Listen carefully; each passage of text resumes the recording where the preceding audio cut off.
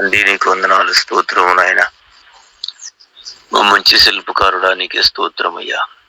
ప్రభా మమ్మల్ని మనసండి అయ్యా నీ వాక్కుల ద్వారా. ఇలా ఉదయకాల స్వామి కూడి వచ్చిన ప్రభువు నీ పిల్లల శావుకును బట్టి వందనాలు. నీ శావుకును బట్టి ప్రభువు నీకు స్తోత్రాలు నడిపించండి. మీరు ఆలోచనతో బలపరచండి అయ్యా నీ వాక్కులతోటి. ప్రభు ఈరోజు తండ్రి ఏ గ్రంథం వివరించబోతుండో తండ్రి సహాయం చేయండి. నీ కృపతో నింపండి ప్రభా. మా పితరులు అయ్యా తండ్రి వాళ్ళు విద్య లేని పామరులుగా ఉన్నప్పుడు నీ ఆత్మతో నింపి వాళ్ళ గ్రంథాలు రాపించిన నీ ఆత్మకై స్తోత్రము స్వామి. పరిశుద్ధాత్మ మమ్మల్ని అందరూ కూడా నడిపించండి అయ్యా. జ్ఞానం చూద్దుకు లోకంలో వేరే వారిని ఏర్పరుచుకున్నావు. బలవంతులు చూద్దుకు బలహీనలు ఎన్నుకున్నావు. దేవానికి స్తోత్రాలు.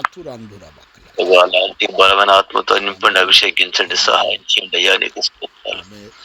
ఆది అపోస్తుల ప్రభు ఇద్దరిని పామరులయ్యా నీ ఆత్మ ద్వారా నింపి నడిపించి గ్రంథాలు రాయించిన నీ ఆత్మకై స్తోత్రాలు. ప్రపంచానికి ప్రభు నీ ఊహకు అందన ప్రభు నీ ఆత్మ రాసిన గ్రంథాలు ప్రపంచానికి అందట్లేదు నా నీకు స్తోత్రాలు. అలాంటి అభిషేకంతో నింపండి, మమ్మల్ని అందరూ నడిపించండి, సహాయం చేయి తండ్రి. నీకు వందనాలు చెల్లిస్తున్నాను ప్రభు. నీ ఆత్మ ద్వారా మా హృదయాల్లో ముద్రించండి ప్రతి మాటని. అలా జీవిస్తానికి మాకు దీన మనసు అనుగ్రహించి సహాయం చేయమని యేసు ప్రభు నామమున అడుగుతున్నాము తండ్రి. ఆమేన్. ప్రార్థించిన రాబర్ట్ అయ్య గారికి వందనాలు. ప్రభు యొక్క కృప మనందరికీ తోడయుండి నడిపించునుగాక. ఆమేన్. మంచిది. ఈ ఉదయకాలంలో మనందరం కూడా పరిశుద్ధుడైన దేవుని చేత మనందరం కూడా బోధించబడి నేర్చుకుంటున్నాము. దేవుని యొక్క ఆత్మ మనందరికీ మంచి బోధకుడిగా ఉండి మనందరినీ నడిపించునుగాక. ఆమేన్. మంచి బోధకుడైన మన ప్రభు అయిన యేసయ్య తన దయను, కనికరమును, కృపను మనందరి మీద ఉంచి ఈ ఉదయకాలంలో ఆయన స్వరాన్ని మనం వినున్నట్లుగా, ఆయన ప్రత్యక్షతను పొందినట్లుగా ప్రభు యొక్క ఆత్మ మనందరికీ సహాయం చేసి నడిపించునుగాక. ఆమేన్.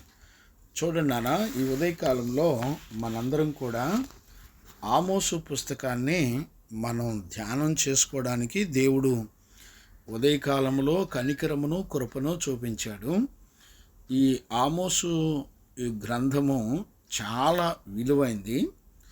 వాస్తవానికి ఈ రోజుల్లో సంఘము, ఈ క్రొత్త నిబంధన యొక్క సంఘము ఈ పాత నిబంధన గ్రంథంలో ఉన్నటువంటి చిన్న చిన్న పుస్తకాలు చదవాలా?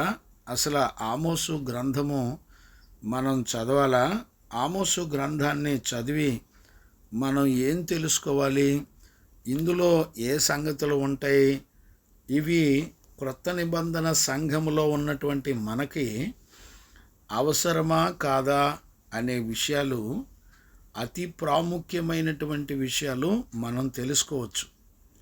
ఇది క్రీస్తు పూర్వం ఇంచుమించుగా 8వ శతాబ్దంలో ఆమోసు ప్రవక్త ద్వారా దేవుడు ఇశ్రాయేలు ప్రజలను దర్శించి మాట్లాడినటువంటి గ్రంథం. వాస్తవంగా ఈ గ్రంథం ఎందుకు చదవాలి, ఎందుకు ప్రాముఖ్యమైనది అంటే, ఇది ప్రవచన గ్రంథము. ఇది దేవుడు తన వాక్కు చేత ప్రజలను దర్శించినటువంటి గ్రంథము, దర్శన గ్రంథము. ఒక రకంగా ప్రకటన గ్రంథం ఎంత దర్శన గ్రంథమో, అలానే ఇది కూడా మరి తన ప్రజలను దేవుడు అంత్య దినములలో దర్శించి కాపాడుకోవడానికి దేవాది దేవుడే దిగివచ్చి తన ప్రజలతో మాట్లాడినటువంటి అతి శ్రేష్టమైన పుస్తకం. చూడండి, పాత నిబంధనలో చాలామంది బైబిల్ చదివేటప్పుడు చాలామంది కూడా ఏదో యెషయా పుస్తకం అనో, యేస్కేలు పుస్తకం అనో, ఇర్మియా పుస్తకం అనో, లేకపోతే కీర్తనల పుస్తకం అనో, దానియేలు పుస్తకం అనో, సామెతల పుస్తకం అనో, ఇలాంటి పెద్ద పెద్ద పుస్తకాలన్నీ కూడా, ఆదికాండమనో, ఇలాంటి పెద్ద పెద్ద పుస్తకాలన్నీ కూడా సహజంగా చదువుతూ ఉంటారు. కానీ నిజంగా పాత నిబంధనలో ఓబద్యా పుస్తకం ఎక్కడుందో తీయమంటే ఎవరో తీయలేరండి. ఆమోసు పుస్తకం, ఏవేలు, ఓబద్యా, హబక్కు, ఇలాంటి మీకా, ఇలాంటి చిన్న గ్రంథాలు నాకు తెలిసినంత వరకు చాలామంది చదవరు, అసలు తెలియదండి. కానీ ఇక్కడ ఈ గ్రంథాన్ని ఈ రోజున మనము ఆమోసు పుస్తకాన్ని ప్రారంభిస్తున్నాము. అసలు ఈ ఆమోసు పుస్తకం మనం ఎందుకు చదవాలి? ఈ ఆమోసు పుస్తకంలో ఏమేమి అంశాల గురించి దేవుడు మనతో మాట్లాడుతున్నాడు అనేటువంటి విషయాలు ఈ కొత్త నిబంధన సంఘంలో మనకి ఎందుకు అవసరమో కూడా మనకి చాలా తేటగా అర్థమవుతుంది. ఒక విషయాన్ని నేను చెప్తాను. ఇది 8వ శతాబ్దంలో ఇశ్రాయేలీల మధ్యలో ఉన్నటువంటి భయంకరమైన సత్య సంబంధమైనటువంటి దేవుని యొక్క తీర్పులు, ఆయన తన ప్రవక్తలను పంపి ప్రజలను ఎలా దర్శించాడో సేమ్ ఈ రోజుల్లో కూడా 8వ శతాబ్దంలో దర్శించినటువంటి దేవుడు ఈ రోజుల్లో కూడా సేమ్ ఆ రోజుల్లో ఉన్న ప్రకారంగానే ప్రజలు, సంఘాలు, సేవకులు, దేశాలు, ప్రపంచాలు ఉన్నాయి. మళ్ళా చెప్తున్నాను, జాగ్రత్తగా వినండి. ఇవి చిన్న విషయాలు కాదు, నిద్రపోతూ వినేటువంటి విషయాలు అసలే కాదు. ఒళ్ళు దగ్గర పెట్టుకొని వినవలసినటువంటి విషయాలు.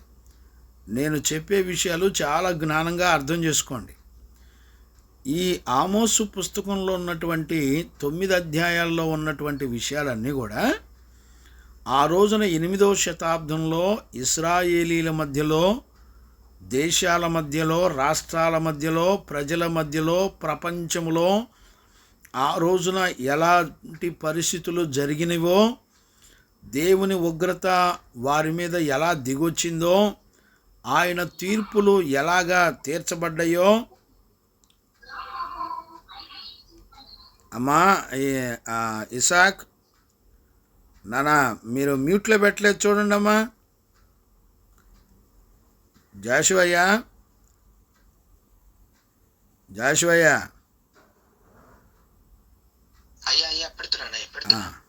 చూసుకోవాలా? కాబట్టి మరలా చెప్తున్నాను, దయచేసి జ్ఞానంగా అర్థం చేసుకోండి.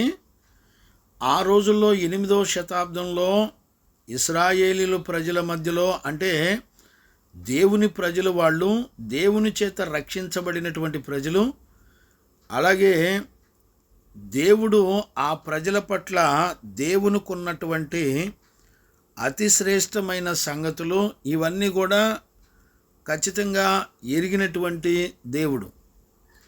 వారిని ఏ ఉద్దేశంతో దేవుడు ఎన్నిక చేసుకొని ప్రపంచానికి మాదిరిగా ఉంచాలని, ఇశ్రాయేలు ప్రజల్ని శత్రు చేతిలోంచి విడిపించి, రక్షించి, కాపాడి, నిత్య జీవం ఇచ్చి వారి ద్వారా అనేక మంది ప్రజలను కాపాడుకోవాలని అనుకున్నాడో, అలాంటి వాళ్ళ పరిస్థితులన్నీ కూడా ఈ రోజున ఎలా ఉన్నారు, ఆ రోజున ఇశ్రాయేలు ప్రజలు 8వ శతాబ్దంలో ఎలా ఉన్నారో, అంత్య దినాల్లో ఈ రోజున సంఘాలు, కాపరులు, దేశము, ప్రజలు అందరూ కూడా అలానే ఉన్నారు అనేటువంటి సత్యాన్ని మరలా మీకు జ్ఞాపకం చేస్తున్నాను. దేవునికి మహిమ కలుగునుగాక. Praise the lord. కాబట్టి ఈ ఉదయకాలంలో దేవుని యొక్క వాక్యాన్ని వింటున్న దేవుని పిల్లరా, ఖచ్చితంగా ఈ విషయాన్ని మనందరం కూడా గుర్తుపట్టాలి. ఈ ఆమోసు పుస్తకంలో ఎన్ని అంశాలు ఉన్నాయి, ఏ అంశాల కొరకు దేవుడు మాట్లాడుతున్నాడు, ఇంచుమించుగా లోతు దినాల్లో ఎలాగున్నాయో, సొదొమ గొమొర్రా దినాలలో ఎలాగుందో, నోవాహు దినాలు ఎలాగున్నాయో, సేమ్ ఈ ఆమోసు ప్రవక్త ఉన్న దినాల్లో ఇశ్రాయేలు ప్రజలు కూడా అలానే ఉన్నారు. అంటే ఈ గ్రంథం అంతా కూడా మనకి ఏం చెప్తుంది అంటే, ప్రభు యొక్క రాకడలో ఈ ప్రజలు ఎలాంటి పరిస్థితుల్లో ఉన్నారో వాటన్నిటినీ కూడా మనం చూడొచ్చు. ఈ రోజుల్లో ఈ విషయం కనుక మనకు అర్థం కాకపోతే మనందరం చాలా నష్టపోతాం.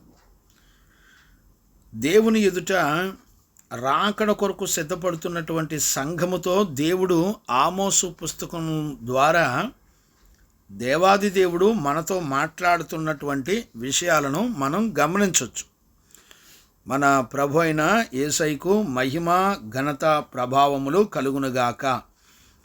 ప్రభు యొక్క ఆత్మ ఈ ఆమోసు పుస్తకాన్ని ప్రారంభించి 9 అధ్యాయాలు ముగించే వరకు దేవుడు మాట్లాడుతున్న అనేక సత్యాలు సంఘము, దైవజనులు, అలాగే ప్రజలందరూ కూడా వింటున్న ప్రజలందరినీ పరిశుద్ధాత్ముడు కదిలించి వారికి తెలివి వివేకమునిచ్చి పశ్చాత్తాపంతో పశ్చాత్తాపడి పరిశుద్ధుడైన దేవుని యందు నమ్మకం ఉంచి ఆయన మీద ఆధారపడే బ్రతుకు మనందరికీ అనుగ్రహించి నడిపించునుగాక. Praise the lord. అందుచేత ఈ ఉదయకాలంలో ఆమోసు గ్రంథాన్ని మనం ఎందుకు చదవాలి, అసలు ఇందులో ఏ ఏ విషయాలను గురించి దేవాది దేవుడు రాయించాడు అని దగ్గర 12 అంశాలను నేను రాయటం జరిగింది. 12 కాదు, ఇంకా ఎక్కువే రాయొచ్చు.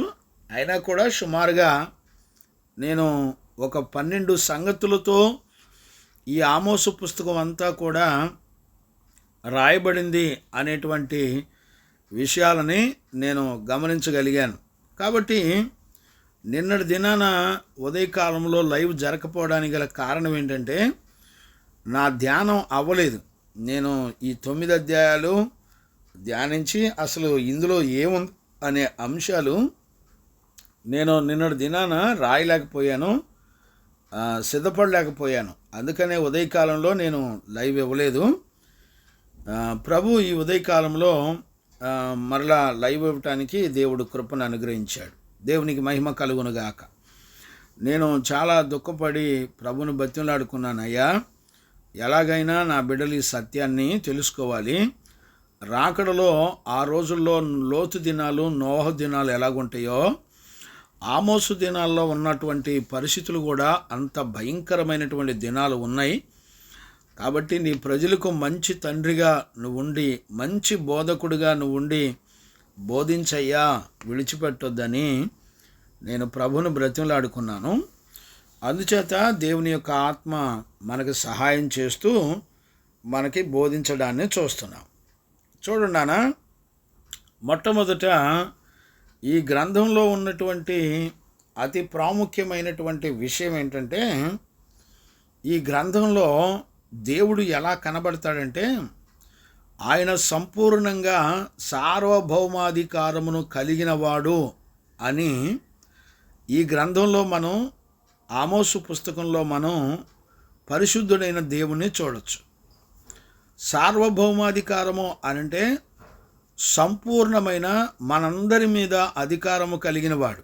అంటే ఇటు భూమి మీద, ఇటు పరలోకంలోనూ, అలాగే రాజ్యాల మీదను, రాష్ట్రాల మీదను, దేశాల మీదను, ప్రజల మీదను, సర్వప్రకృతుల మీదను, అందరి మీద సంపూర్ణమైన సార్వభౌమాధికారము కలిగినవాడు. ఆయన ఏదైనా దేనినైనా ఎలాగైనా మార్చగలడు, సరిచేయగలడు. ఆయన ఉగ్రత కుమ్మరించగలడు, ఆయన శపించగలడు. ఏదైనా చేయడానికి సంపూర్ణమైన సార్వభౌమాధికారము జీవము గల దేవునికి ఉంది అనేటువంటి సత్యాన్ని మనం పరిశుద్ధ లేఖనాల్లో చూడొచ్చు. నేను మీకు ఉదాహరణగా ఒక మాట జ్ఞాపకం చేస్తాను. ఆమోసు పుస్తకం 4వ అధ్యాయము 13వ వచనాన్ని నేను చదువుతాను. జాగ్రత్తగా అర్థం చేసుకుందాం. ఒక్క నిమిషం నాన్న.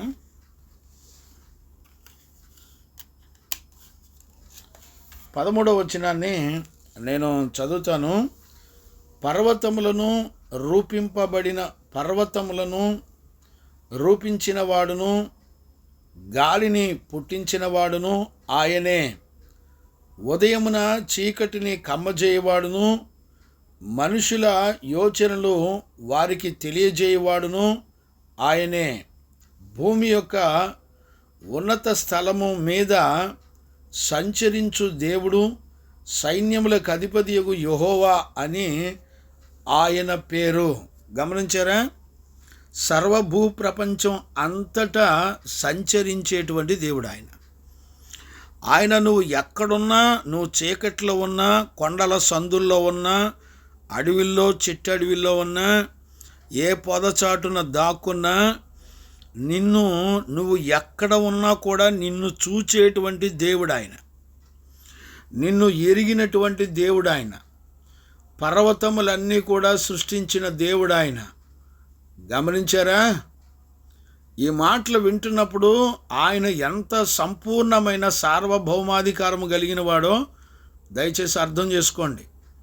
అంతేకాకుండా ఉదయమును చీకటిని కమ్మచేయువాడు ఆయనే, మనుషుల యోచనలు వాళ్ళకి తెలియచేసేవాడు కూడా ఆయనే.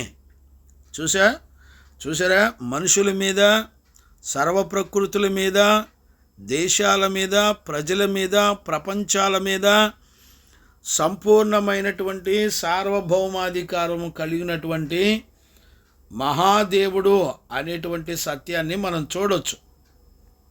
ఇక్కడే 5వ అధ్యాయంలో 8వ వచనాన్ని కూడా చదువుకోవచ్చు. నేను చదువుతాను చూడండి. ఆయన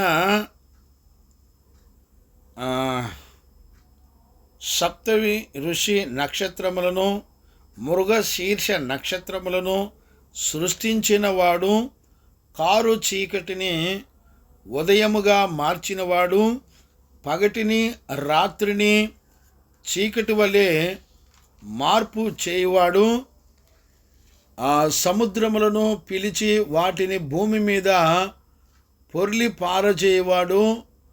ఆయన పేరు యెహోవా. బలాఢ్యుల మీదకి ఆయన నాశనము తెప్పించగా దుర్గములు పాడగును.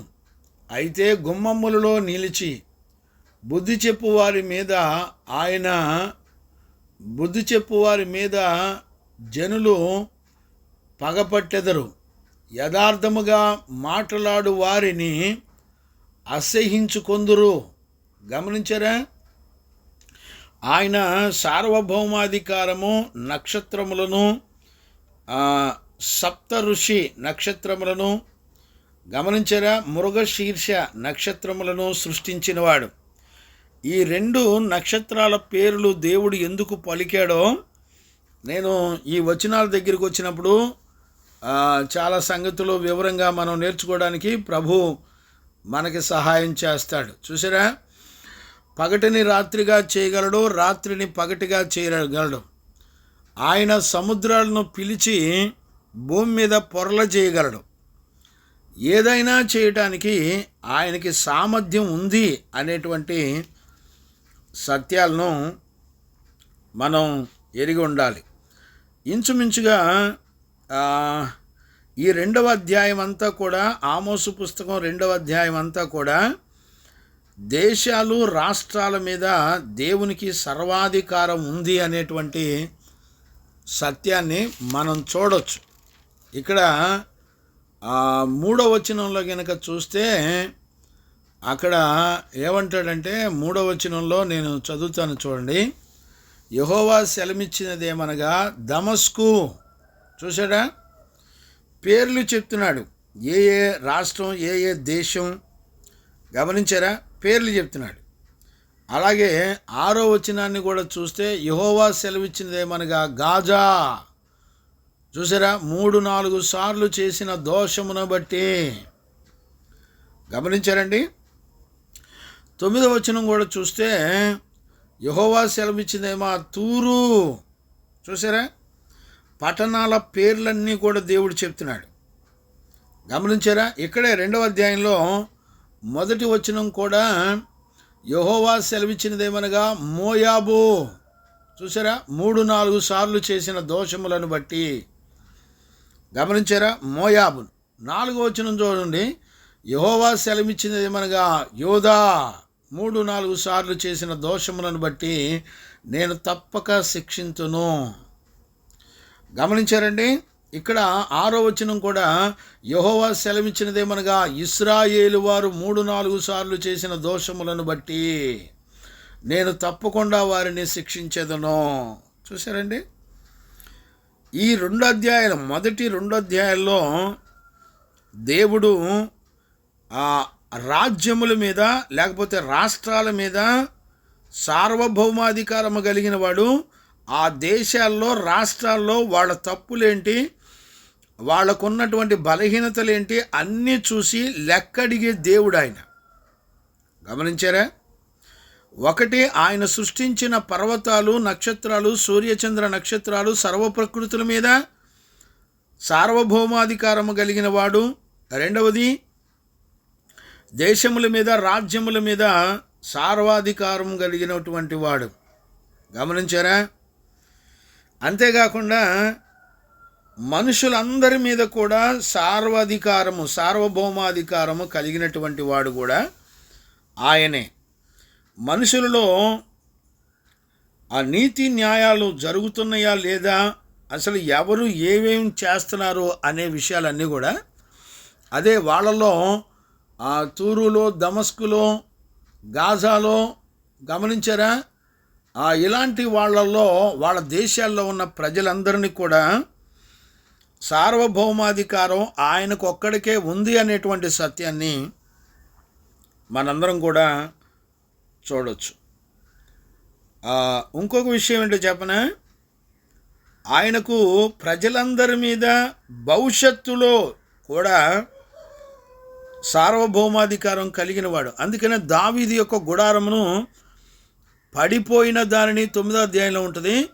దావీదు యొక్క గుడారము, పడిపోయినటువంటి గుడారాన్ని నేను తిరిగి నిలబెట్టగలను అని చెప్పాడు దేవుడు.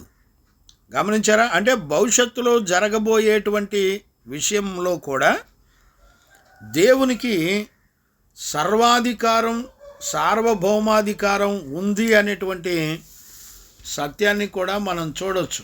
ఇది మొదటి అంశం. అంటే మొదటి అంశంలో మనం ఏం చూస్తున్నామంటే, ఎన్ని రకాలుగా దేవుని యొక్క అధికారం ఈ భూమండలం మీద ఉందో చెప్తున్నాడు. ఒకటి, సర్వసృష్టి మీద సార్వభౌమాధికారం ఉంది, రాజ్యముల మీద సార్వభౌమాధికారం ఉంది, మనుషుల మీద సార్వభౌమాధికారం ఉంది. అలానే మన భవిష్యత్తును గురించి కూడా దేవునికి అధికారం ఉంది అనేటువంటి సత్యాన్ని 4 రకాల సంపూర్ణమైన అధికారం కలిగిన వాడని మనం పరిశుద్ధ లేఖనాల్లో చూడగలుగుతున్నాం. ఇంచుమించుగా మనం 2వ అంశాన్ని కనుక మనం చూడగలిగితే, దేవుడు న్యాయ అన్యాయాలు పరిశీలనగా చూచేటువంటి దేవుడు అనేటువంటి విషయాలను కూడా మనం చూడవచ్చు. గమనించారా? దేవుని ప్రజలలో ఎవరెవరిలో న్యాయమైన జీవితం ఉంది, అన్యాయమైన జీవితం ఉంది, రాష్ట్రాల్లో, దేశంలో, మనుషుల్లో నీతి న్యాయాలు ఉన్నాయా లేదా అని దేవాది దేవుడు లెక్కగట్టి చూచేటువంటి దేవుడు అనేటువంటి విషయాన్ని మనందరం కూడా ఖచ్చితంగా చూడగలం. ఇక్కడ చూడండి, నేను ఆమోసు పుస్తకం 5వ అధ్యాయం 7వ వచనం, 11వ వచనం, 5లోనే 15వ వచనం, 24వ వచనం, 6వ అధ్యాయంలో కూడా 13వ వచనాన్ని చదవచ్చు. నేను చదువుతాను.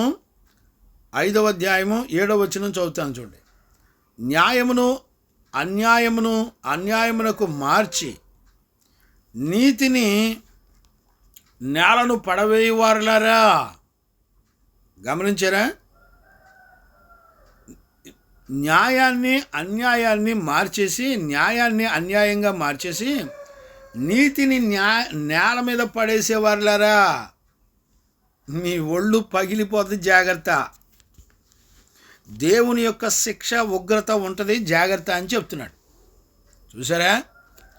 ఇక్కడ చూడండి, 11వ వచనం చదువుతున్నాను చూడండి. దోష నివృత్తికి రోకలు పుచ్చుకొని నీతిమంతులను బాధపెట్టుచు గుమ్మములకు వచ్చి పేదవారిని అన్యాయము చేయుట వలన మీ అపరాధములు విస్తారములైనవనియు మీ పాపములు ఘోరమైనవనియు నేను ఎరుగుదును. దరిద్రుల యొద్ద పంట మోపులను పుచ్చుకొనుచు మీరు వారిని అణగద్రొక్కుదురు గనుక మలుపు రాళ్లతో మీ ఇండ్లు కట్టుకొనినను వాటిలో మీరు కాపురం ఉండరు. శృంగారమైన ద్రాక్ష తోటలను మీరు నాటించినను ఆ పండ్ల రసము మీరు త్రాగరు. గమనించారా? ఏమండి, ఇప్పుడు చెప్పేవన్నీ కూడా 8వ శతాబ్దంలో ఇశ్రాయేలీల మధ్యలో, ప్రజలందరి మధ్యలో జరుగుతున్నటువంటి పరిస్థితులు. ఏమండి, ఇప్పుడు కూడా సేమ్. ఇప్పుడు ఇవన్నీ జరగట్లేదండి. పేదవాడి విషయంలో న్యాయం తీర్చేవాళ్ళు ఎవరైనా ఉన్నారండి? పేదవాడికి అన్యాయం చేసి వాడి దగ్గర లాక్కున్న, తాకట్టుగా పెట్టుకున్న వస్తువులన్నిటినీ కూడా లాక్కొని అక్రమంగా సంపాదించిన డబ్బుతో వాళ్ళు ఏం చేస్తున్నారు తెలిసిన? మంచి మంచి గొప్ప గొప్ప ఇళ్ళు కట్టుకుంటున్నారు, పెద్ద పెద్ద తోటలు నాటించుకుంటున్నారు. విషయం ఏంటంటే, ఆ ఇళ్లలో ఉండటానికి వీళ్ళకి దేవుడు కృపనివ్వడు. ఆ ఇళ్లలో ఉండటానికి, గమనించారా, వాళ్ళ తోటలు, వాళ్ళ ఇళ్ళు, వాళ్ళ రెస్టారెంట్లు ఏవి కూడా వీళ్ళు అనుభవించరు. గమనించారా? వాళ్ళు అనుభవించడానికి వీలు లేకుండా దేవుడే మొత్తుతాడు. ఈ రోజుల్లో సినిమా యాక్టర్లు కానివ్వండి, స్పోర్ట్స్ స్టార్లు కానివ్వండి, చూడండి, ఎక్కడ పడితే అక్కడ 100 ఎకరాలు కొని పక్కన పెట్టుకుంటున్నారు. విషయం ఏంటో తెలిసిన? ఈయన మధ్యలోనే రాలి చచ్చిపోతాడు. అవి ఎవరు అనుభవిస్తారో కూడా ఎవరికి తెలీదు. నా ప్రాణమా, తినుమో, తాగుమో, సుఖపడుమో, సంతోషించుమో. పేదవాడి కడుపు కొట్టి, పేదవాడు కష్టపడి పంటలు సంపాదిస్తే ఆ పంటలను తక్కువ ధరకు తీసుకొని ఎక్కువ ధరకి వీళ్ళు అమ్ముకొని అక్రమంగా డబ్బులు సంపాదించుకొని నాశనం చేసేటువంటి జనాంగము ఉన్నారు. ఏమండి, 8వ శతాబ్దంలోనే ఈ పనులు చేస్తున్నారంట వాళ్ళంతా కూడా. ఈ రోజున కొత్త ఏముందండి? గమనించారా? అందుకనే ఇశ్రాయేలు ప్రజల విషయంలో దేవుడు చెప్తున్నాడు, మీరు ఇంత దారుణంగా ఉన్నారని. చూడండి, ఇంకా కావాలంటే మీకు 2వ నేను చదువుతాను. 8వ అధ్యాయం అనుకుంటాను. 2 8వ అధ్యాయము 9 నుంచి చదువుతాను. చూడండి, 9 నుంచి చదువుతాను. కరువు అనుకొనకుండా నీవు ఆహారము తిను దేశము, అందులో నీకు ఏ లోపముండదు. అది ఇనుప రాళ్ల గల దేశము, దాని కొండలలో నీవు రాగి తవ్వి తీయవచ్చును. నీవు తిని తృప్తి పొంది నీ దేవుడైన యెహోవా నీకిచ్చిన మంచి దేశమును బట్టి ఆయనను స్తుతింపవలెను. ఇశ్రాయేలుకి పాలు తేనెలు ప్రవహించే దేశం దేవుడిచ్చాడు. మీరు వెళ్ళి తిని తృప్తిపడి చక్కగా మీ పని ఏంటంటే దేవుని స్తుతించండి అని చెప్పాడు. ఇప్పుడు 11వ వచనం నుంచి నేను చదువుతున్నాను. చూడండి, నేడు నేను నీకు ఆజ్ఞాపించు ఆయన ఆజ్ఞలను, విధులను, కట్టడలను నీవు అనుసరింపక నీ దేవుడైన యెహోవాను మరచి కడుపారా తిని. ఇప్పుడు చూడండి, మీరు తిని దేవుని స్తుతించండి అంటే తిని దేవుని మర్చిపోతున్నారంట. కడుపు నిండా అన్నం తిన్నారనుకోండి, ఇంకా దేవుని స్తుతించే పని ఏముంటుంది?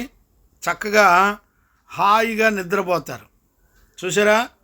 ఈ రోజుల్లో, ఆ రోజుల్లో ఇశ్రాయేలు ప్రజలు ఎలాగున్నారో నేటి దినాల్లో కూడా ఎగ్జాక్ట్లీ ప్రజలంతా కూడా అలానే ఉన్నారు. మంచి ఇండ్లు కట్టించుకొని వాటిలో నివసింపగా నీ పశువులు, నీ గొర్రె మేకలు వృద్ధి అయి నీకు వెండిని, బంగారమును, నీకు వెండిని బంగారమును విస్తరించి నీకు కలిగినదంతయు వర్ధిల్లినప్పుడు నీ మనసు మదించి నీ దాసుల గృహమైన ఐగుప్తులో నుండి నిన్ను రప్పించిన నీ దేవుడైన యెహోవాను మరుచుదువేమో. గమనించారా? తాపకరమైన పాములు, తేళ్ళు కలిగి ఇక ఇవన్నీ భయంకరమైనటువంటి తీర్పు. ఇప్పుడు చూసారా, వెండి బంగారాలు సంపాదించుకుంటూ చక్కగా విలాసవంతమైన ఇల్లు కట్టించుకొని తిని తాగి ఇశ్రాయేలు ప్రజలు దేవుని మర్చిపోయారంట. వాళ్ళకి డబ్బు విస్తరించిందంట, వెండి బంగారాలు విస్తరించినాయంట, గొడ్లు గోదలు విస్తరించినాయంట, పొలాలు ఇళ్ళు వాకిళ్ళు విస్తరించినాయి. చూసారా? ఇశ్రాయేలు ప్రజలు రక్షించబడి పాలు తేనెలు ప్రవహించే దేశానికి ఇశ్రాయేలు ప్రజలను తీసుకొని వెళితే వాళ్ళు ఇవన్నీ ఇచ్చిన దేవుని మర్చిపోయి వాళ్ళు సుఖభోగములు యందు ఆనందిస్తూ బ్రతికారు. ఈ రోజున వాక్యం వింటున్న దేవుని పిల్లరా, గుర్తుపట్టగలుగుతారంటారా? చూడండి, ఆమోసు పుస్తకంలో 5వ అధ్యాయం 15వ వచనం కూడా నేను చదువుతాను. చూడండి, కీడును ద్వేషించి మేలును ప్రేమించుచు గుమ్మములలో న్యాయము స్థిరపరచుడి. ఒకవేళ దేవుడు సైన్యములకు అధిపతి యెహోవా యోసేపు సంతతిలో శపించబడిన వారి యందు కనికరించును. చూసారా? మీరు నీతి న్యాయాన్ని ప్రేమిస్తూ కీడును ద్వేషించి మేలును ప్రేమించాలి. గమనించారండి? కీడును ద్వేషించటం అంటే ఏంటి? కీడు అనగా చీకటి, అపవాది, పాపం. దాన్ని ద్వేషించి పరిశుద్ధతను, వెలుగును ప్రేమించాలి. అలా చేస్తే దేవుడు మిమ్మల్ని కనికరిస్తాడేమో ఒకవేళ అని చెప్తున్నాడు. చూడండి, 6వ అధ్యాయం 24వ వచనం కూడా చదువుతాను. చూడండి, నీళ్లు పారినట్లుగా న్యాయము జరగనియుడి, గొప్ప ప్రవాహము వలె నీతిని ప్రవహింప నీయుడి. ఇశ్రాయేలులారా, అరణ్యమందు 40 సంవత్సరములు మీరు బలులను నైవేద్యములు నాకు అర్పించిదిరా. చూసారా? 40 సంవత్సరాలు ఇశ్రాయేలు ప్రజలు బలులు నైవేద్యాలు దేవునికి ఇవ్వాల, విగ్రహాలకి, దెయ్యాలకి ఇచ్చారు. గమనించారండి? దేవుడు అంటాడు, మీరు నీళ్లు పారినట్లు నీతి న్యాయాలు మీ సంఘంలో, సమాజంలో, మీ ప్రజల మధ్యలో మీరు జరిగించండి అని చెప్తున్నాడు. ఇప్పుడు సార్వభౌమాధికారాన్ని దేవుడు సమస్త ప్రజల మీద, దేశం మీద, ప్రకృతుల మీద, అన్నిటి మీద అధికారం కలిగిన దేవుడని మొదటి అనుభవాన్ని చూసాం. రెండవది, దేశంలో నీతి న్యాయములు కలిగి ఉంటే దేవుడు ప్రజలను కనికరిస్తాడని చూసాం. ఇక్కడే 6వ అధ్యాయంలో 13వ వచనం కూడా చదవచ్చు. నేను చదువుతాను, చూడండి. న్యాయమును ఘోరమైన అన్యాయముగాను, నీతి ఫలమును ఘోరమైన దుర్మార్గముగాను మార్చితిరి. చూసారా ఎట మార్చేశారో?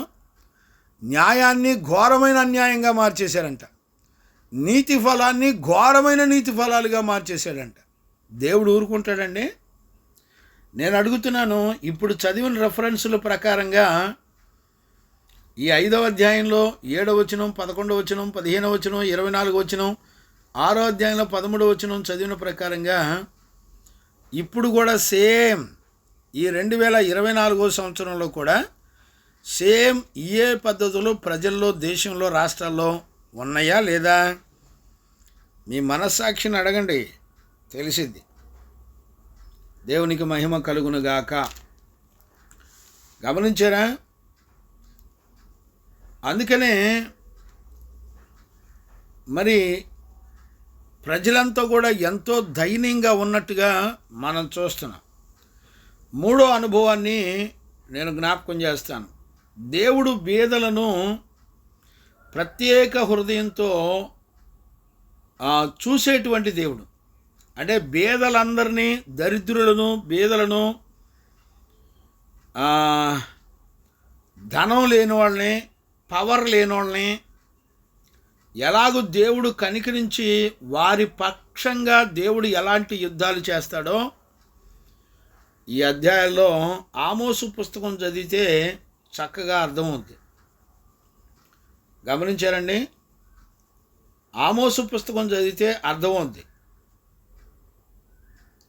ఇప్పుడు ఈ మాటను గురించి మనం 4వ అధ్యాయం 1వ వచనాన్ని మనం చదువుకోవచ్చు. పేదల పట్ల దేవునికి ఆలోచన ఉంది. వాళ్ళకు జరిగే అన్యాయం మొత్తం ఆయన లెక్క కడుతున్నాడు. ఖచ్చితంగా ఆయన ఏమాత్రం కూడా ఊరుకోడు.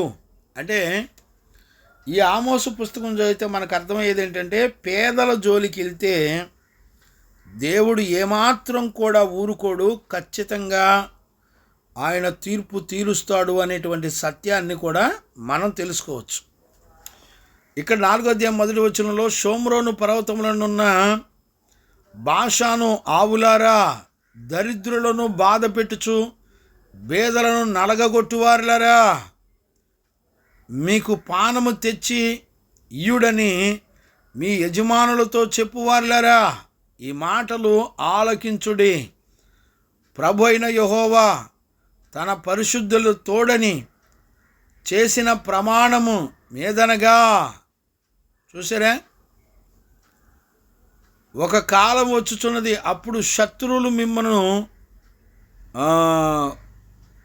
కొంకుల చేతను మీలో శేషించిన వారిని గాలముల చేతను పట్టుకొని లాగుదురు. చూసారా? వీళ్ళు పేదలను దరిద్రులను బాగా నలగొట్టి బాగా అన్యాయం చేసి మోసం చేస్తూ ఉంటారంట. ఇది 3వ అనుభవం.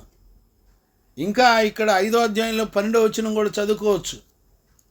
5వ అధ్యాయం 12వ వచనంలో, మీ అపరాధములు విస్తరింపవలననియు మీ పాపములు ఘోరమైనవి అనియు నేను ఎరుగుదును. దరిద్రుల యొద్ద పంట మోసములను పుచ్చుకొనుచు మీరు వారిని అణగద్రొక్కుదురు గనుక మలుపు రాళ్లతో మీరు ఎండ్లను కట్టించుకొని వాటిలో మీరు కాపురం ఉండరు. చూసారా? వీళ్ళు ఏం చేస్తారో తెలిసిన, పేదవాళ్ళని అణగద్రొక్కి వాళ్ళకు కలిగినవన్నీ కూడా వీళ్ళు అక్రమంగా లాక్కొని మోసపుచ్చుచు నడిపించబడతా ఉంటారు. అందుకనే ఈ 3వ అనుభవంలో మనం తెలుసుకోవలసినటువంటి విషయం ఏంటంటే, ఈ భూమండలం మీద పేదలకి ఎక్కడా అన్యాయం జరిగితే ఆయన ఖచ్చితంగా తీర్పు తీరుస్తాడు, ఆయన లెక్క కడతాడు, ఎవరిని వదిలిపెట్టడు అనేటువంటి విషయాన్ని కూడా మనం గుర్తుపట్టాలి. ఇక ముఖ్యంగా 4వది చాలా ప్రాముఖ్యమైనది. ఎందుకంటే మనిషి ఎంత దుర్మార్గుడో, అతని యొక్క హృదయం ఎంత కఠినమైందో, అతని యొక్క హృదయంలో గర్వం ఎంత భయంకరమైందో మనకి ఈ 4వ అంశంలో తెలిసిపోద్ది. మనము ఈ విషయం అర్థం కావాలంటే చూడండి, అంటే చాలా రెఫరెన్సులు ఉన్నాయిలేండి. నేను అక్కడక్కడ మెయిన్ 1-2 వచనాలు చదివి అందులో నుంచి చెప్పుకుంటూ వెళ్తున్నాను నేను మీకు. ఆమోసు పుస్తకం 2వ అధ్యాయం 7వ వచనంలో నేను చదువుతాను చూడండి. దరిద్రుల నోటిలో మన్ను వేయుటకు బహు ఆశపడుదురు. చూసారా? ఏమండి, ఎంత ఘోరం అండి! దరిద్రుల నోట్లో మన్నేటువంటి అర్థం ఏంటి? వాళ్ళను చంపి వాళ్ళను పాతి పెట్టేస్తారు. మీ నోట మన్ను పడా అంటారు చూసారా? తిట్టేటప్పుడు మీ నోట్లో మన్ను ఎప్పుడు పడిద్దో అంటారు చూసారా? అంటే అర్థం ఏంటి? నువ్వు చచ్చిన తర్వాత నిన్ను మట్టికి అప్పగించడం. గమనించారా? దరిద్రుల నోటిలో మన్ను వేయుట బహు ఆశపడుదురు. చూసారా? బాగా ఇష్టపడతారంట. ఎవరిని చంపేద్దామా, పేదవాడిని చంపేద్దామని చూసి ఇటువంటి బ్రతుకులు. దీనుల త్రోవకు అడ్డము వచ్చేదరు. దీనులు మౌనంగా బ్రతుకుతుంటే వాళ్ళకు అడ్డం పడుతూ ఉంటారు. తండ్రియు కుమారుడును ఒక్కదానినే కూడి నా పరిశుద్ధ నామమును అవమానపరుచుదురు. మళ్ళీ వీళ్ళంతా ఎవరో తెలిసిన? దేవుని ప్రజలే, ఇశ్రాయేలు ప్రజలు వీళ్ళంతా. ఈ 6వ వచనంలో ఎవరి గురించి మాట్లాడుతున్నాడో తెలుసా? యెహోవా సెలవిచ్చినదేమనగా, ఇశ్రాయేలు 3-4 సార్లు చేసిన దోషములను బట్టి తప్పకుండా దానిని శిక్షించును. యాదైనగా ద్రవ్యమునకై దానిని జనులు నీతిమంతులను అమ్మివేయుదురు. చూసారా? నీతిమంతులను అమ్మేస్తారంట.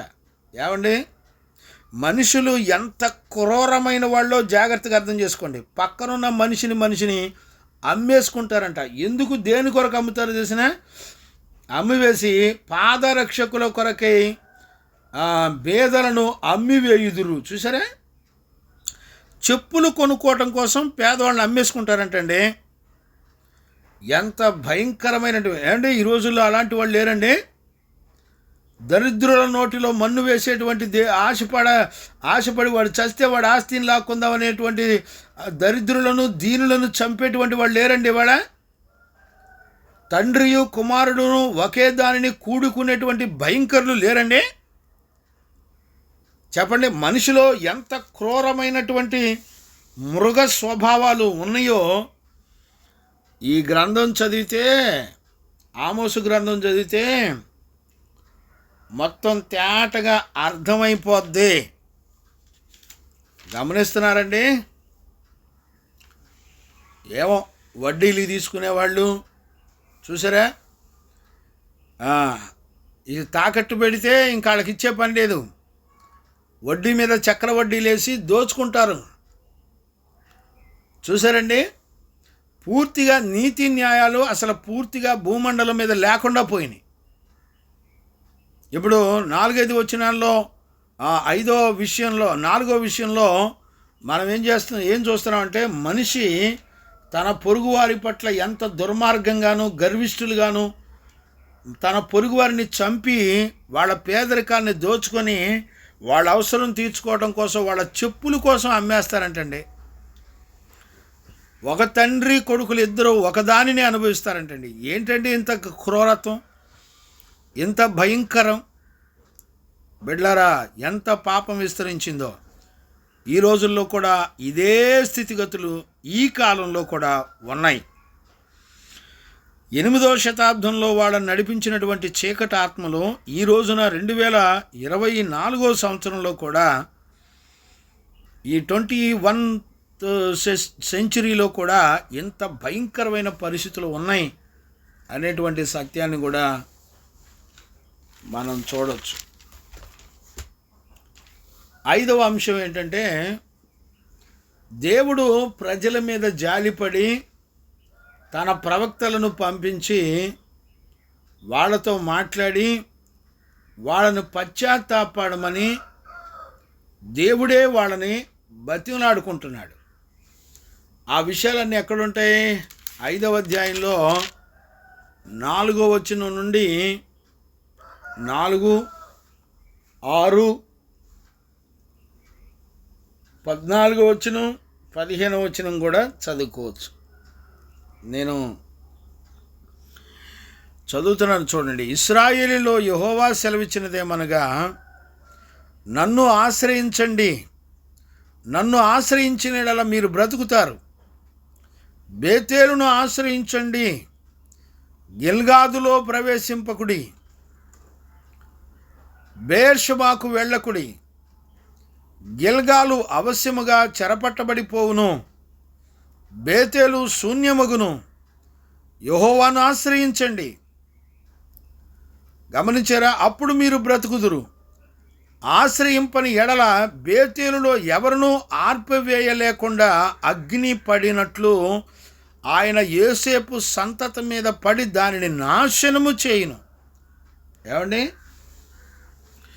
అర్థమైందంటారా?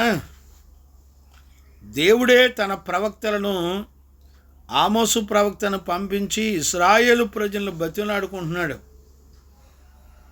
ఇందులోనే 14-15 కూడా చూడండి. కీడును ద్వేషించి మేలు చేయుచు, మేలును ప్రేమించుచు గుమ్మములో న్యాయమును స్థిరపరచుడి. ఒకవేళ దేవుడు సైన్యములకు అధిపతి యెహోవా యోసేపు సంతతిలో శేషించిన వారి యందు కనికరపడును. దేవుడు సైన్యములకు అధిపతి యెహోవానగు ప్రభువగు యెహోవా సెలవిచ్చినదేమనగా, నేను మీ మధ్య సంచరించబోచున్నాను కనుక రాజమార్గములన్నిటిలో అంగలార్పు వినబడును. వీధులన్నిటిలో జనులు కూడి అయ్యో శ్రమ అందురు. అంగలార్చుటకు వారు సేద్యగాండ్రను పిలుతురు. రోదన చేయ నేర్పు గల వారిని అంగలార్చుటకు పిలిపింతురు. చూశారండి? ఏంటండి, వీళ్ళని అంగలార్చమంటే వీళ్ళు పోయి వేరే వాళ్ళని పిలిపిస్తారంట, అంగలార్చే వాళ్ళని పిలిపిస్తారంట. ఏం బ్రతుకులో చూశారండి? దేవుడేమో తన ప్రవక్తలను పంపించి, అయ్యా మీరు పశ్చాత్తాపడండి, మీరు బేతేలు వైపు ఆ ఊరిలో స్వస్థతలు ఉన్నాయి, ఈ ఊరిలో స్వస్థతలు ఉన్నాయి, ఈ చర్చి చాలా పెద్దది, ఆ చర్చి చాలా పెద్దది అని ప్రకృతి సంబంధమైన వాటి మీద గిల్గాలులో బాగుంటుంది, హైదరాబాదులో పలానా చర్చి బాగుంటుంది, అమెరికాలో పలానా చర్చి బాగుంటుంది ఏమండి. ఇంకో కొంతమంది దైవజనులు అయితే ఇండియాని వదిలిపెట్టి ఫారెన్ వెళ్ళిపోదాం, అక్కడే వెల్ సెటిల్ అయిపోదాం, అక్కడ నీతి న్యాయాలు ఉన్నాయి అని అంటున్నారు. ఏ దేశంలో, ఏ రాష్ట్రంలో, ఏ ప్రజల మధ్య నీతి న్యాయాలు ఉన్నాయో లేదో దేవునికి తెలుసండి. ఆయన ఖచ్చితంగా లెక్క కట్టగలిగినటువంటి దేవాది దేవుడు. గుర్తుపట్టారండి? ఈ రోజున దేవుని యొక్క వాక్యంలో మనం చదువుతున్నాం, అయ్యలారా మీరు నా వైపు తిరగండి అంటే ప్రజలంతా కూడా దేవుని వైపు తిరగరు, పాస్టర్ల వైపు తిరుగుతారు.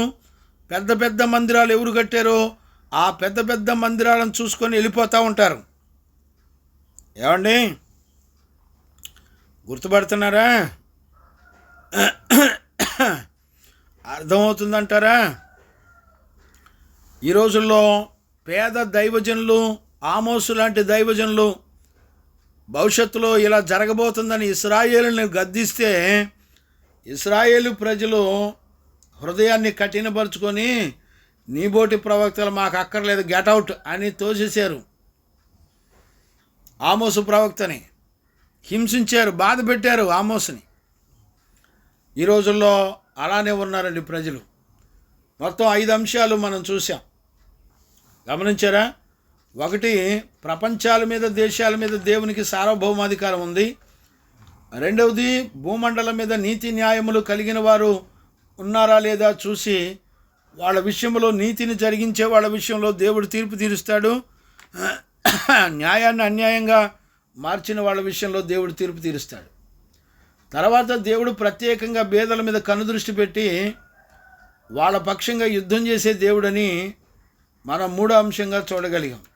4వది, మనుషుడు ఎంత దుర్మార్గుడో తన పొరుగువారిని మరి చెప్పుల కోసం అమ్మేసుకొని తండ్రి కొడుకులు ఇద్దరు కలిసి ఒకదానిని కూడుకొని మరి కఠిన హృదయం కలిగిన వాళ్ళ దుర్మార్గపు ప్రవర్తన ప్రవర్తించే వాళ్ళని ఈ ఆమోసు పుస్తకం చదివితే చూడవచ్చు.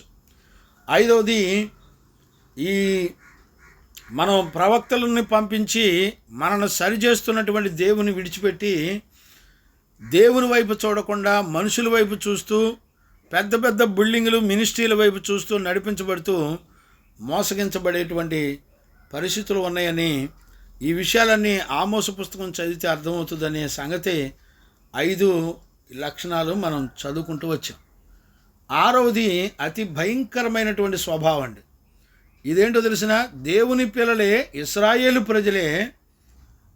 ఇప్పుడు ప్రవక్త అయిన ఆమోసు వచ్చి వాక్యం చెప్పి యెహోవా మిమ్మల్ని ఎట్లా ఉండమన్నాడని చెప్తే ఇప్పుడు ఇశ్రాయేలు ప్రజలంతా ఎట్ట కనపడతారో తెలిసిన, బయటికి మాత్రం ఆచారాలు, పండగలు, ఆజ్ఞను అనుసరించే నడవడం, ఇవన్నీ కూడా బయటకు చూపిస్తారు. కానీ వాళ్ళ అంతరంగం మొత్తం పులిసిన పిండితోనూ, పాపంతోనూ, భక్తిహీనతతోనూ నిండిపోయి ఉంటుందండి. అంటే వీళ్ళు ఒక రకంగా చెప్పాలంటే వేషధారుల వలె ఉంటారు. 6వది, బయటికి క్రైస్తవులాగా ఉంటారు, కానీ హృదయం మాత్రం భయంకరమైన వాంఛలతో, ఆశలతో, కోరికలతో, పాపభోగ్యతలతో నడిపించబడుతూ ఉంటారు. ఇది 6వది. దీని కొరకు ఆమోసు పుస్తకం 5వ అధ్యాయము 21 నుంచి 23 వరకు చదువుకోవచ్చు. 4వ అధ్యాయము 4-5 వచనాలు కూడా చదువుకోవచ్చు. నేను చదువుతాను చూడండి. 5వ అధ్యాయం 21 నుంచి 23 దాకా నేను చదువుతాను చూడండి. చూడండి, మీ పండుగ దినములను నేను అసహించుకొనుచున్నాను, వీటిని నీచముగా ఎంచుచున్నాను. మీ వ్రత దినములలో కలుగు వాసనను నేను ఆఘ్రానించనలను. నాకు దహన బలులను నైవేద్యములను మీరు అర్పించినను నేను వాటిని అంగీకరింపను. సమాధాన బలులుగా అర్పించనును, క్రొవ్విన పశువులను నేను చూడను. మీ పాటల ధ్వని నా యొద్ద నుండి తొలగనీయుడి. మీ స్వరమండలముల నాదము వినుట నాకు మనసు లేదు. చూసారా ఎలాగున్నారు తెలిసిన? అంటే వీళ్ళంతా ఏం చేస్తున్నారు? పండగలు చేస్తున్నారు, వ్రత దినాలు చేస్తున్నారు. చూసారా, ఆజ్ఞలు అనుసరిస్తున్నారు, నైవేద్యాలు అర్పిస్తున్నారు, దేవునికి కానుకలు ఇస్తున్నారు, దహన బలులు అర్పిస్తున్నారు, కొవ్విన దూడలను తీసుకొచ్చి అర్పిస్తున్నారు, మంచి పాటలు కూడా పాడుతున్నారు, చాలా చక్కగా మ్యూజిక్లు వాయించుకుంటున్నారు, చక్కగా వర్షిప్పులు చేస్తున్నారు. కానీ ఇవన్నీ దేవునికి అసహ్యం వేస్తుందంట. ఎందుకు అంటే వాళ్ళ బతుకుల్లో మాత్రం, అంతరంగంలో మాత్రం పాపం ఏలుబడి చేస్తుంది. బయటికి మాత్రం బలులు ఇస్తున్నారు, నైవేద్యాలు ఇస్తున్నారు, కానుకలు ఇస్తున్నారు, దశంభాగాలు ఇస్తున్నారు, అన్నీ చేస్తున్నారు, పాటలు పాడుతున్నారు, అన్నీ చేస్తున్నారు, కానీ పాపం మాత్రం బాటలు. చూసారా? ఇక్కడే 4వ అధ్యాయంలో 4-5 వచనాలు కూడా చదువుతాను, చూడండి, మీకు అర్థమైంది.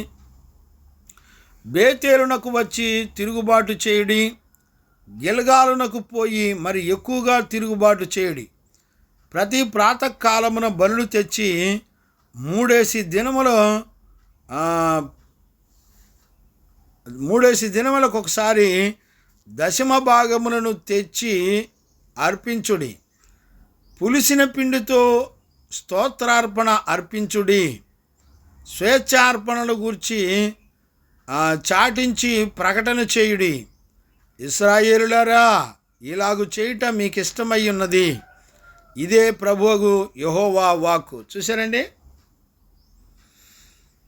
వీళ్ళంతా కూడా పులిసిన పిండితో ఆరాధన చేస్తారంట. పులిసిన పిండిని కలిగి ఉండి వాళ్ళు భక్తి చేస్తారంట. మళ్ళీ అనౌన్స్మెంట్లు చేస్తారంట, అయ్యా మరి మందిరం కట్టుకోవాలి, ఇదిగో పరిచర్యలకు అప్పగించుకోవాలి, ఇదిగో ఇవన్నీ చేయాలి, మీరంతా కానుకలేయండి అని చక్కగా చెప్పుకుంటారు. చెప్పుకొని వీళ్ళంతా చక్కగా అనుసరిస్తూ నడుస్తారు. కానీ లోపల మాత్రం పులిసిన పిండి ఉంటుంది. చూసారా? ఇదండి ఇశ్రాయేలీయుల బ్రతుకులు. గమనించారా? ఇప్పుడు 7వ అంశం ఇప్పుడు చూడండి. దుష్టులైన కాపరులు, రాజులు, న్యాయాధిపతులు, సంఘ పెద్దలు వీళ్ళంతా కూడా భయంకరమైనటువంటి దుర్బోధకులుగా ఉంటారు. చూసారండి, కాపరులే దుష్టులైన కాపరులు ఉన్నారంట. ఇశ్రాయేలు ప్రజల మధ్యలో సంఘ పెద్దలు కానివ్వండి, కాపరులు కానివ్వండి, వీళ్ళంతా చాలా భయంకరులు అని రాయబడింది. చాలా అండి, ఒక రెఫరెన్సులు కాదండి, చాలా రెఫరెన్సులు ఉన్నాయి.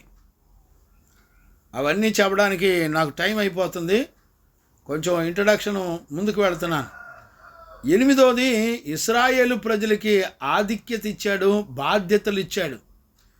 ఎందుకంటే వాళ్ళకి ఎన్నో రకాల ఆశీర్వాదాలు ఇచ్చాడు. వాళ్ళు తినటానికి, ఉండటానికి కావలసినవన్నిటినీ కూడా దేవుడే సమకూర్చి ఇచ్చాడు. వాళ్ళకు రక్షణ ఇచ్చాడు, ధర్మశాస్త్రం ఇచ్చాడు, పరిశుద్ధ జీవితం ఇచ్చాడు, సాతానుని, లోకాన్ని, ఆశల్ని జయించడానికి విశ్వాసం ఇచ్చాడు, అవన్నీ ఇచ్చాడు. కానీ వాటిని మాత్రం ఏమాత్రం యూజ్ చేయట్లా, వాటిని వాడట్లా. వాటిని ఏం చేస్తున్నారంటే వాళ్ళు ఇష్టం వచ్చినట్టు వాడేసుకుంటున్నారు. మీకు కావాలంటే చిన్నగా ఒక మాట నేను జ్ఞాపకం చేస్తాను, చూడండి నాన్న. 2-3 వచనాలు 3వ అధ్యాయంలో చూడండి.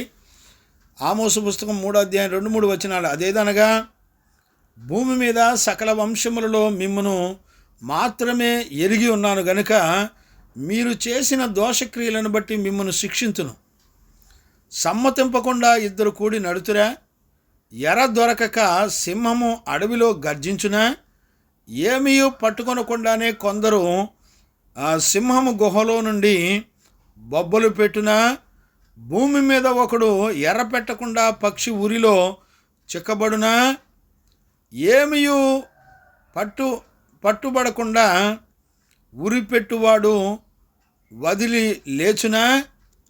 గమనించారా?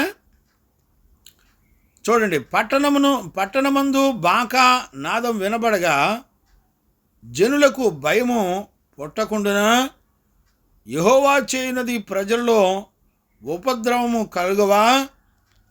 చూసారా? అంటే అర్థం ఏంటి? ఇప్పుడు బాకానాదం ఊదారండి, యుద్ధం వచ్చేస్తుందని, శత్రువులు వచ్చేస్తున్నారని భయపడరండి. ఇవన్నీ దగ్గర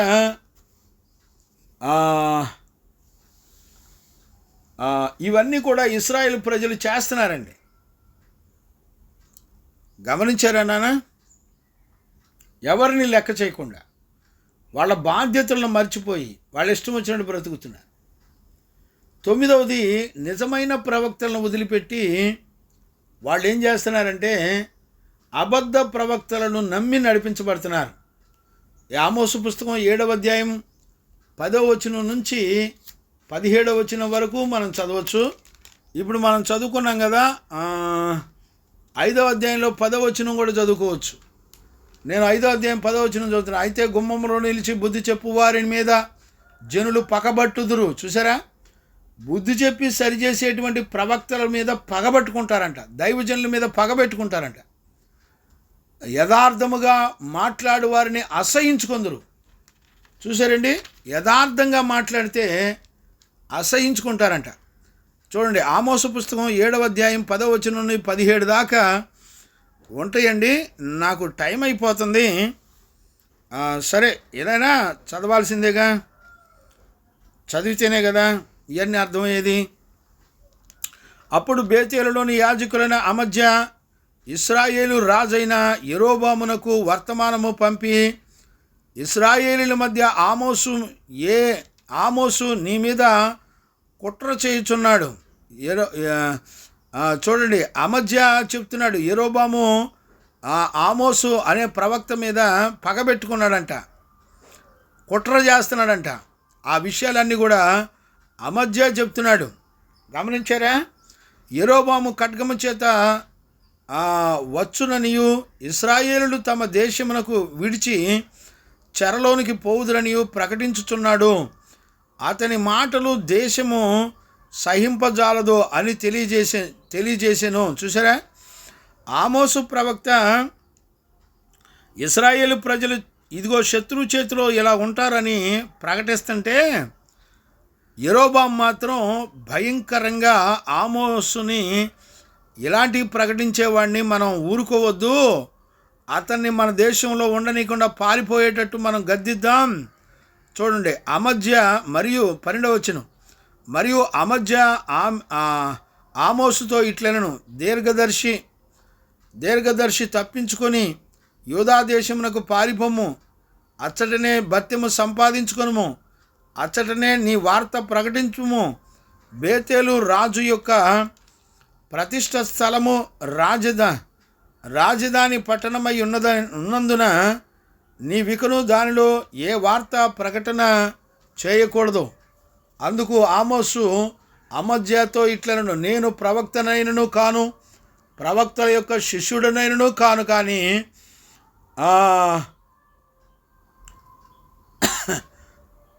కానీ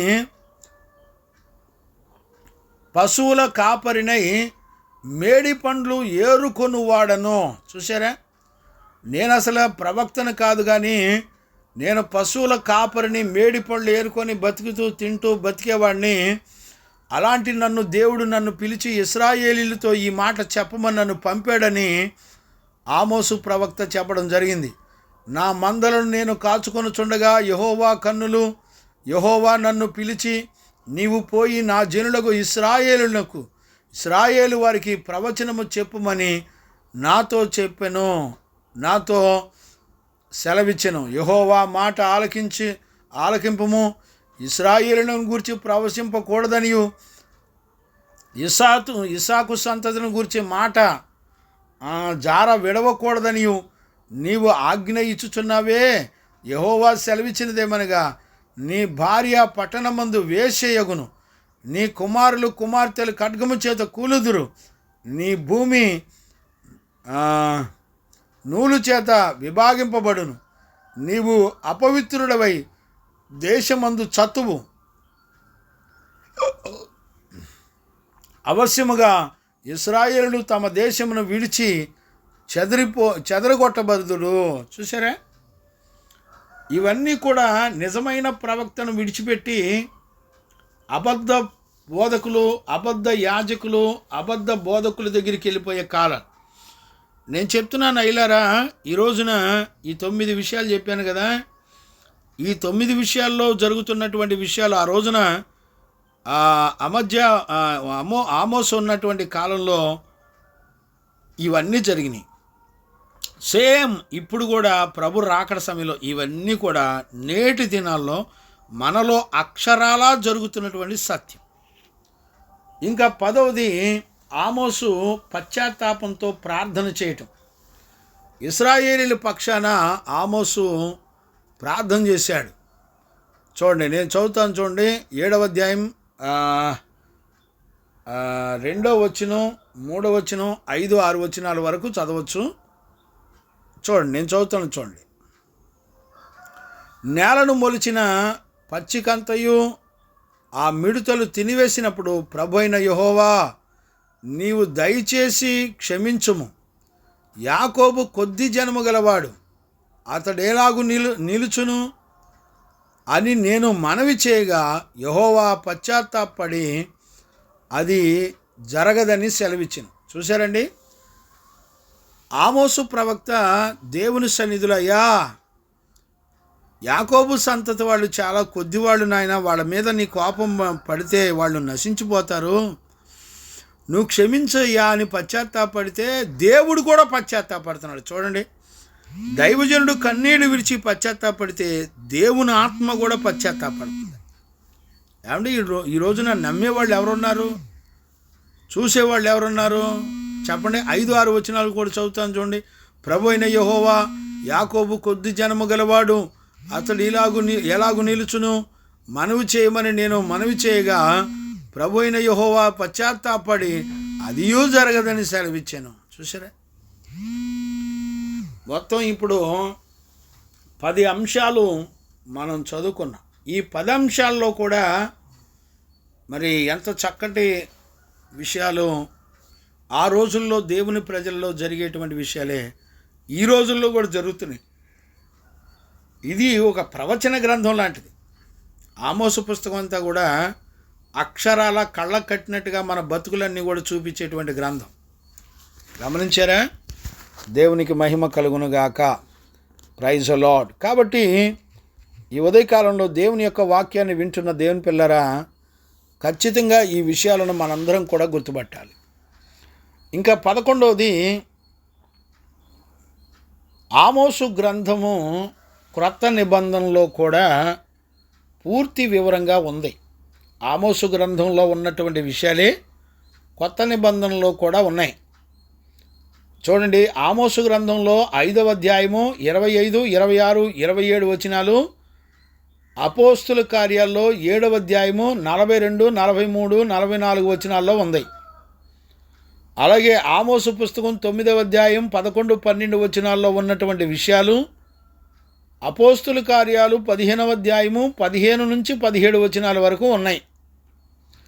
అంటే ఆమోసు పుస్తకంలో దేవుడు ఏ విషయాలైతే చెప్పాడో కొత్త నిబంధనలో కూడా అపోస్తుల కార్యాల్లో పరిశుద్ధులు మరి స్టెఫెను 7వ అధ్యాయంలో 42, 43, 44 వచనాల్లో రాశాడు. అలాగే పౌలు 9వ అధ్యాయంలో 11, 12 వచనాల్లో, 15వ అధ్యాయము అదే ఆమోసు 9వ అధ్యాయం 11, 12 వచనాలు, అపోస్తుల కార్యాలు 15వ అధ్యాయం 15 నుంచి 17 వచనాల వరకు కూడా పడిపోయిన దావీదు గుడారాన్ని తిరిగి కట్టేటువంటి విషయాలన్నీ కూడా, భవిష్యత్తు గురించినటువంటి సంగతులన్నీ కూడా మరి ఆమోసు పుస్తకంలో ఉన్నటువంటి విషయాలే కొత్త నిబంధనలో కూడా తెలియచేశాడు. 12వది అతి ప్రాముఖ్యమైనది. ఇదొక్కటి చెప్పి నేను ముగించేస్తాను. 12వది ఏంటంటే, ఇది దేవుని యొక్క వాక్కు. అందుకనే ఇది బైబిల్ అంతా కూడా దేవుని యొక్క వాక్కు కాబట్టి 66 పుస్తకాల్లో ఆమోసు కూడా దేవుని యొక్క ప్రవచనం, వాక్యం, ఆయన నోటి మాటలు. కాబట్టి మనం ఈ ఆమోసు పుస్తకాన్ని కూడా ఖచ్చితంగా చదివి తీరాలి. విషయం ఏంటో చెప్పిన, పాత నిబంధన అంతా 78% కొత్త నిబంధనలో ఉంది. పాత నిబంధన మొత్తం 78% కొత్త నిబంధనలో ఉంది. చూసారా? కొత్త నిబంధన ఎక్కువ, పాత నిబంధన ఎక్కువ? పాత నిబంధన ఎక్కువ. అంటే పాత నిబంధన అంతా ఏంటి? దేవుని యొక్క వాక్యం, ఆయన ప్రవచనాలు, ఆయన సంపూర్ణమైన సంగతులు. గుర్తుపట్టారండి? కాబట్టి అందుకనే ఆయన వాక్యం కాబట్టే మనం చదవాలి. అది అంటే ఇంచుమించుగా ఇప్పుడు నేను 12 విషయాలు చెప్పాను, గమనించారా? అంతేకాకుండా ఈ ఆమోసు పుస్తకం 3వ అధ్యాయం 3 నుంచి 7 వచనాల వరకు మీరు తర్వాత చదువుకోండి. ఈ వచనాలన్నీ కూడా క్యాలెండర్లో, అంటే ఇక్కడ 7 రకాల క్వశ్చన్లు ఉన్నాయి. 3వ అధ్యాయం 3 నుంచి 7 వచనాల వరకు 7 రకాల ప్రశ్నలు ఉన్నాయి. ఆల్రెడీ నేను చదివాను, మీరు తర్వాత చదువుకోండి. ఇవన్నీ కూడా క్యాలెండర్లో, వాక్యాల్లో ఎక్కువగా కనపడతాయి. అంతేకాకుండా 5వ అధ్యాయం ఆమోసు పుస్తకం 13 నుంచి 14, 15, 24 వచనాలు కూడా ఎక్కువగా క్యాలెండర్లో, వాక్యాల్లో మనకు కనపడతాయి. అంటే ఇవన్నీ కూడా ఎక్కువగా వాడుకలో, అంటే వాడుతూ ఉంటారు ఈ వాక్యాలు, ఈ రెఫరెన్స్లు ఎక్కువగా. అంటే దీనిని బట్టి చూస్తే ఆమోసు పుస్తకం ఎందుకు మనం చదవాలి అనంటే దగ్గర దగ్గర 12 కార్యాలను గురించి నేను ఇప్పుడు మీకు చెప్పడం జరిగింది. వీటన్నిటిని బట్టి మనం ఆమోసు పుస్తకాన్ని ఖచ్చితంగా చదవాలి. వీటన్నిటి సంగతులన్నీ కూడా ఖచ్చితంగా మనం గుర్తుపట్టాలి. దేవునికి మహిమ కలుగునుగాక. Praise the lord. కాబట్టి ఒకటి, దేవుడు సార్వభౌమాధికారం కలిగినవాడు. రెండవది, దేవుడు నీతి న్యాయములను భూమండలం మీద జరుగుతున్నాయా లేదా అని చూసేటువంటి వాడు. మూడవది, దేవుడు బేదల పక్షంగా, బేదలను, వాళ్ళకి ఏది అన్యాయం జరిగినా కూడా ఆయన ఊరుకునేటువంటి దేవుడు కాదు. నాలుగవది, మనుషులు భయంకరమైన దుర్మార్గులుగా, మరి అవసరమైతే ఇతరులను చెప్పుల కోసం వాళ్ళ నోట్లో మన్నేసి వాళ్ళను మోసం చేసి దోచుకునేటువంటి రకాలు. ఐదవది, ప్రవక్తల ద్వారా దేవుడు ప్రజలను పశ్చాత్తాపంలోకి నడిపించాలని ప్రభు దర్శించి మాట్లాడుతున్నా కూడా మరి ఎవరు కూడా పశ్చాత్తాపడేవాళ్ళు లేరనేటువంటి విషయాల్ని ఐదవది. ఆరవది, దేవుని ప్రజలే, ఇశ్రాయేలు ప్రజలే పైకి పండగలు, ఆచారాలు, దినాలు, తద్దినాలు అన్నీ చేస్తారు, కానుకలు ఇస్తారు, దశంభాగాలు ఇస్తారు, అన్నీ ఇస్తారు. కానీ వాళ్ళ అంతరంగంలో ఆశలు, వాంఛలు, ఇష్టాలు, కోరికలు మాత్రం చావు. ఇది ఆరవది. ఏడవది, దుష్టులైన కాపరులు, రాజులు, న్యాయాధిపతులు, సంఘ పెద్దలు, వీళ్ళంతా కూడా అబద్ధ ప్రవక్తలలాగా వాళ్ళు కాపరులై ఉండి మరి ప్రజలను మోసం చేసి వాళ్ళ కానుకలు తినేసి వాళ్ళకి పరిశుద్ధ జీవితం నేర్పకుండా మోసం చేసేటువంటి బ్యాచ్. తర్వాత దేవుడు ఇశ్రాయేలు ప్రజలను ఆధిక్యతలిచ్చి, బాధ్యతలిచ్చి, రక్షించి, వాళ్ళకి రక్షణ ఇచ్చి, విశ్వాసం ఇచ్చి, జీవగ్రంథం ఇచ్చి, అనేకమైనటువంటి బాధ్యతలు ఇచ్చినప్పటికీ వాళ్ళు నెరవేర్చకుండా జీవము గల దేవుని విడిచిపెట్టి బతికారు వాళ్ళు. తొమ్మిదవది, నిజమైన ప్రవక్తలను వదిలిపెట్టి అబద్ధ ప్రవక్తలని, దుర్బోధకులను నమ్ముకొని బతికారు. పదవది, ఆమోసు పశ్చాత్తాపంతో ప్రార్థన చేస్తే దేవుడు కూడా పశ్చాత్తాపడి వాళ్ళ మీద ఉగ్రత రాకుండా ఆపాడు. 11వది, ఆమోసు గ్రంథంలో ఉన్నటువంటి విషయాలే కొత్త నిబంధనలో కూడా ఉన్నాయి. ఆ విషయాలు అపోస్తుల కార్యాల్లో ఉన్నాయి. నేను రెఫరెన్సులు చెప్పాను, చదవలేదు టైం లేక, అది కూడా చూడండి. 12వది, ఇది దేవుని యొక్క వాక్యమని 66 గ్రంథాల్లో ఇదొక గ్రంథం కాబట్టి దీన్ని మనం దేవుని యొక్క ప్రవచనం కాబట్టి దీన్ని చదవాలి, దీని విషయాలన్నీ గ్రహించి మనం జాగ్రత్త పడాలి. అంతేకాకుండా చాలా ఎక్కువగా కామన్గా ఈ అధ్యాయాల్లో క్యాలెండర్లో వాటిల్లో వాడుకునేటువంటి వాక్యాలు ఆమోసు పుస్తకం 3వ అధ్యాయం 3 నుంచి 7 వచనాలు, 7 రకాల క్వశ్చన్లు ఉన్నాయి ఇందులో. అలాగే 5వ అధ్యాయంలో 13, 14, 15, 24 వచనాలు ఎక్కువగా వాడుకలో ఉంటాయి. ఇవన్నీ కూడా రిమైండ్ చేయబడతాయి. కాబట్టి ఈ ఉదయకాలంలో వాక్యం వింటున్న దేవుని పిల్లరా, ఆ ఆమోసు పుస్తకంలో ఉన్న 9 అధ్యాయాల్లో ఉన్న మెయిన్ ఈ 12 రకాల సంపూర్ణమైన గుణాలు ఉన్నాయి, తీర్పులు ఉన్నాయి. వీటిని గ్రహించి వీటిని అన్నిటిని మనసులో పెట్టుకొని ఇప్పుడు ఆమోసు పుస్తకం వచనం వెంబడి వచనం ధ్యానం చేసుకుందాం. అలాంటి కృప యేసయ్య మనందరికి అనుగ్రహించి నడిపించునుగాక. ఆమెన్. ప్రార్థన. మహాపరిశుద్ధుడైన తండ్రి, నీకు కృతజ్ఞతాస్తుతులు చెల్లిస్తున్నాను నాయనా. ఉదయకాలంలో ఆమోసు పుస్తకాన్ని ధ్యానం చేయడానికి కృప చూపుతూ వచ్చారు నాయనా. ఆమోసు పుస్తకంలో ఉన్నటువంటి అంశాలన్నీ కూడా నాయనా బయట ఉండి వివరంగా చూడడానికి కృపనిచ్చారు. రేపటి నుంచి వచనం వెంబడి వచనం ధ్యానం చేయబోతుండగా నీ కృపను అనుగ్రహించి మమ్మల్ని నడిపించి నీ నామానికి మహిమ, ఘనత, ప్రభావములు ఆరోపించుకోమని ఈ ఆమోసు పుస్తకంలో ఉన్నటువంటి ప్రతి వాక్యము ద్వారా నీ ప్రజలను దర్శించి భయభక్తులు కలిగి పశ్చాత్తాపడి పాపాన్ని, లోకాన్ని, శరీరాశలను విడిచిపెట్టి పరిశుద్ధులుగా తీర్చబడినట్లుగా కృప దయచేయండి నాయనా. ఈ ఉపదేశాలు లైవ్లో, యూట్యూబ్లో వినేటప్పుడు ప్రతి ఆత్మను మీరు దర్శించండి, ప్రతి బిడ్డలను మీరు దర్శించి పరిశుద్ధులుగా చేయండి. నీకు భయపడేటువంటి జీవితాన్ని దయచేయండి. రాకడలో మేము ఎలాగుండాలో, రాకడికి ముందల మరి 8వ శతాబ్దంలో ఇశ్రాయేలు ప్రజలు ఎలాంటి పరిస్థితులను ఎదుర్కొని వాళ్ళు నశించిపోయి ఉగ్రత పాలైపోయి దేవుని తీర్పులోకి వెళ్ళిపోయారో, ప్రభా ఈ అంత్య దినాల్లో మేము కూడా ఎలాగుండాలో మీరు మాతో తేటగా ఉండి మాతో మాట్లాడుతున్నందుకు కృతజ్ఞతాస్తుతులు చెల్లిస్తూ యేసయ్య నిన్ను అడిగి పొందినాం తండ్రి. ఆమెన్. ప్రార్థన ఆలకించి కృపను అనుగ్రహించి సమాధానం చేత నడిపించిన యేసయ్యకు స్తోత్రం చేయుదుమో. స్తోత్రం, స్తోత్రం, స్తోత్రం. తండ్రి, కుమార, పరిశుద్ధాత్మ దేవునికి స్తోత్రము చేయుదుమో. స్తోత్రం, స్తోత్రం, స్తోత్రం, స్తోత్రం.